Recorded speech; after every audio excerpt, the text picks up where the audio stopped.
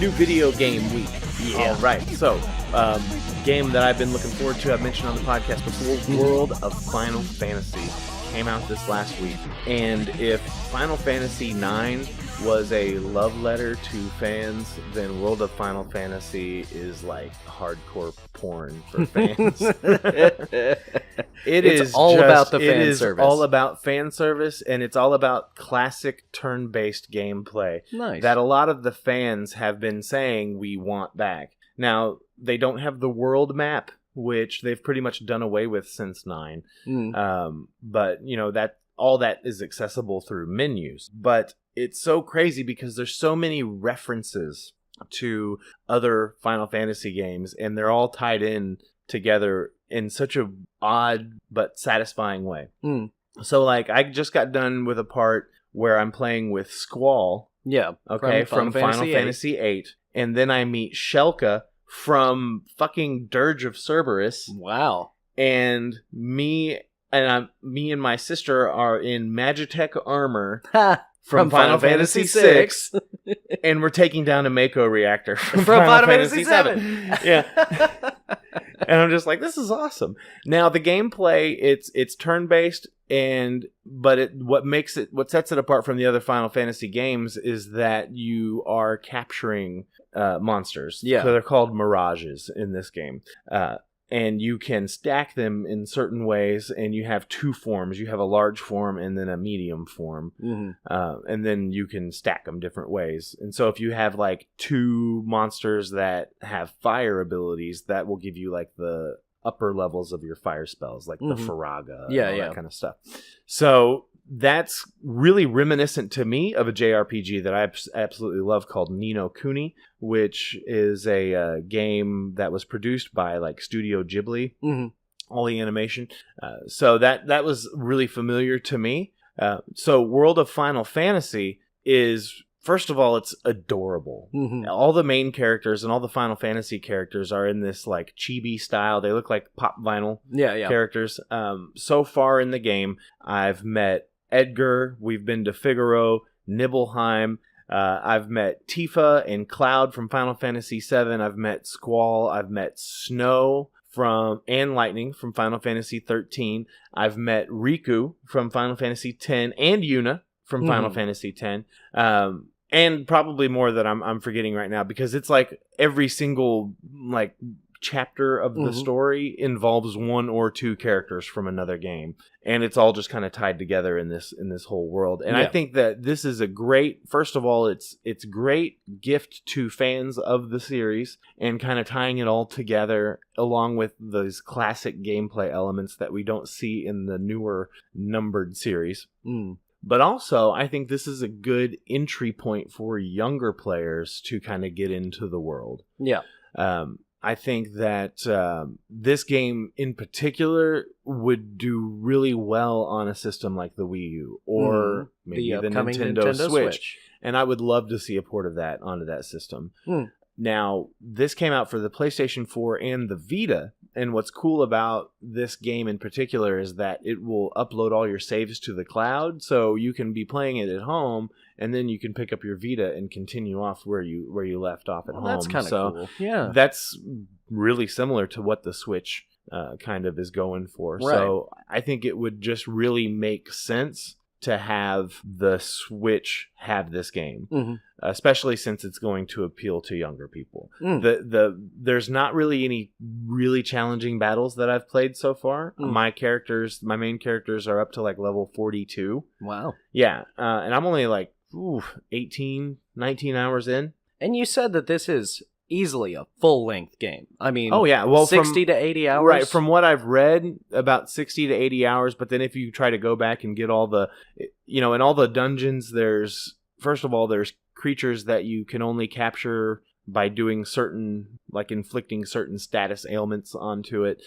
There's dungeons will have like these boxes called thresholds that you enter into, and you fight these monsters. Well, in the very first dungeon, there's a level 26, so I couldn't beat it at the beginning. Obviously you can't. I can go back now and fight him. And then there's certain parts of dungeons that if you have certain animals or monsters in your crew, you can progress into different like hidden areas in these dungeons. So there's going to be some replay value there, and I think it's going to keep me busy until the end of the month, until Final Fantasy 15 comes out. So I think this is going to be definitely a good way to kind of prepare and get hyped for that.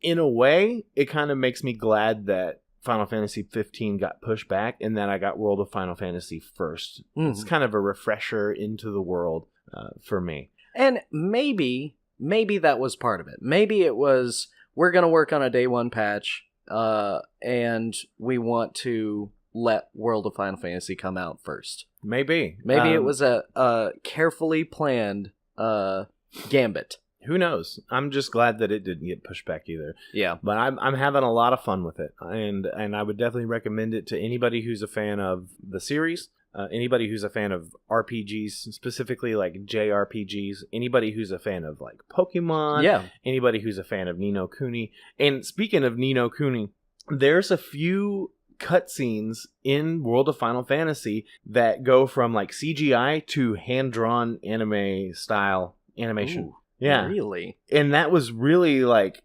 weird to see, because I haven't seen it in a Final Fantasy game. So, yeah.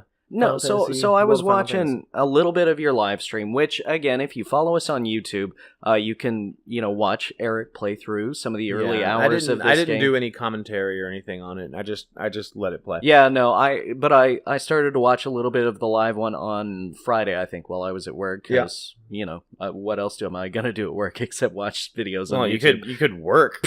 Don't be ridiculous. Don't be ridiculous, Eric. No, but I was watching a little bit of you running around in the snow area. Okay. And Icicle Ridge. Yeah, Icicle Ridge. And you were doing like some ice puzzles. Those were puzzles. A bitch. I mean, and that was very reminiscent of Pokemon, because there's, I think in Gold and Silver, there's a little ice puzzle area, ice cave or whatever, and you gotta, figure out what stuff you gotta knock down so that it blocks your path, so that you can actually have a path. Right. So that is reminiscent of Pokemon. The ability to catch monsters is obviously reminiscent of Pokemon. There's a lot of different levels to the fan service in this game. Right. Did you get a chance to see any of the battle? Yeah, I saw a little bit of the battling, and I saw you kill a little baby behemoth, yeah. Which is so adorable. I've already evolved him. I caught one, and I've already evolved him into the larger behemoth, and I'm just working to level him up. I like the way the leveling system works, is because every time your monsters in your party level up, you get a point to spend in the, kind of like in Final Fantasy X, how you have like the sphere grid. The sphere grid, yeah. So it's kind of like that for each monster. Now your main characters, Lan and Rain, they don't have a sphere grid of their own, but you can get these things called Mira Jewels, which give them certain abilities, kind of like Materia. Yeah. In Final Fantasy VII. Yeah.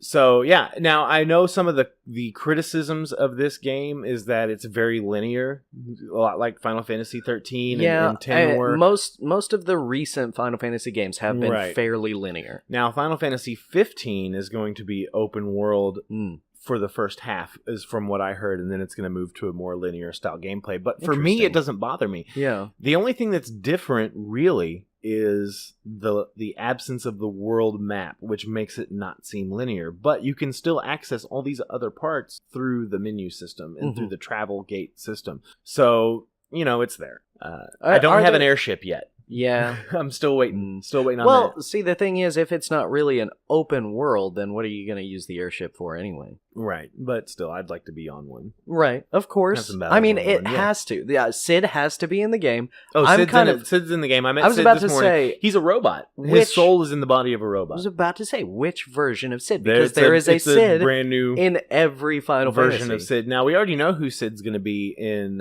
Final Fantasy 15. He owns an auto shop, and that's where you push your car to, and you deal with his daughter. Yeah. Yeah. So anyway, let's move on. I was real quick before we move on. Any further criticisms? I mean, because we want to try to touch on both sides. I would say, as far as criticisms go, the battle gets a little repetitive. The battles aren't as challenging as I would like them to be. Mm-hmm. I think that it would be nice to see more of a difficulty setting. Do you think it's because you're over-leveled? It's possible. And Final Fantasy has always been a grindy game. Right, and I do a lot of grinding. Yeah. And there, like, pretty much all I did last night for about 4 hours was I grabbed monsters that I hadn't leveled up through very much and just kind of took them through every dungeon until they reached a certain level, and then I would go back and grab other monsters and take them through to level them up, because I want to see what abilities that they have, because you meet other monsters that you need to, like, I can't capture this one unless I cast Confusion, so I need to get a monster that can do that. Yeah. Because my two, like, Rain and Land can't. They're just kind of like the vessel for these monsters and their abilities. So that I would say it's a little repetitive. The battles aren't as challenging as I would like, especially the boss battles.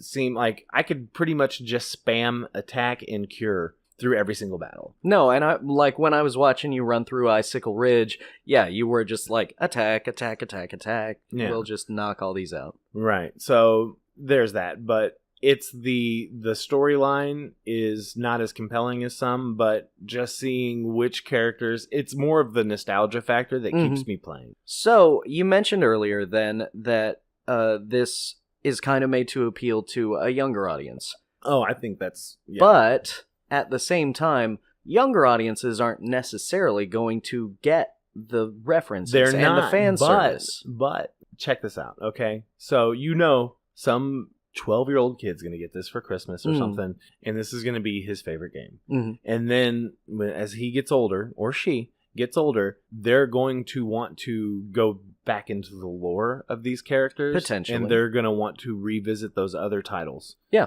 So I think that's a good way to introduce other people, because like the first 4, 5, 6, 7 games are all on Android now. I was about to say, enough of the games have been remade and remastered and ported that you can go back if you are interested. If you see a character, like, I want to know which game Edgar is from. Right. You can go back. Which one is that? 4? Or 6? 5. Is Final it Fantasy 5? I'm pretty sure it's 5. Edgar was from 5? I think so. 5 or 6. I thought he was in 4. But I also haven't played all the way through 4. I want to say 5, but a lot of those, the older 16 and 8-bit games kind of blur together for me, with the exception of Final Fantasy 3, because that was remade for the DS and for Android, so that was a whole different experience. But with a lot of those older games, you didn't have the memorable characters like you do in some of the... Oh yeah, no, I mean, games. I played through 2 a bunch of times, because the very first 1 and 2 came out. You're talking about on Super Nintendo? No, 1 and 2 were re-released. Oh, for the PlayStation.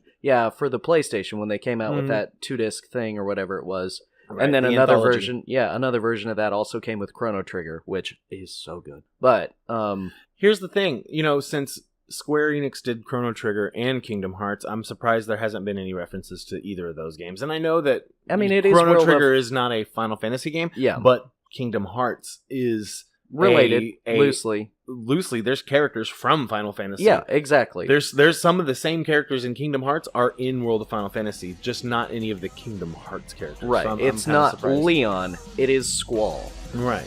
So we'll see, but I'm not done with the game. Like I said, I'm only 18 hours in. So you've still got 40 some hours to go at least. Yeah, at least. All right, so let's move on. So because you got it.